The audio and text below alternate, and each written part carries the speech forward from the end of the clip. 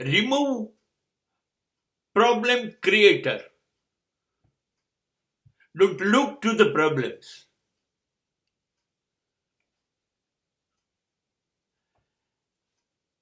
જે લોકો પ્રશ્નો ઊભા કરે ને, જિંદગી હોય કે ધંધો હોય, નોકરી હોય, એને હટાવો.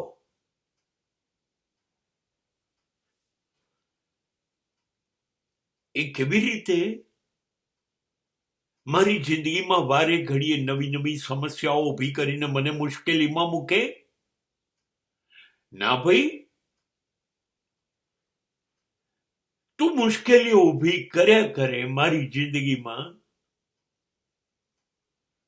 અને હું એને ઉકેલ્યા કરું. તું મૂંઝવ્યા કરે ને હું મૂંઝાયા કરું, તું ગૂંચવ્યા કરે ને હું ગૂંચાયા કરું. ચલ હટા સાવન કી ઘટા, તું નીકળ યાર. શા માટે હું પ્રોબ્લેમ્સ પાછળ દોડતો રહું? મારું જીવન છે, સમસ્યાઓથી તું ભર્યા કરે. નહીં, તું જ હટી જા. Keep in your mind always,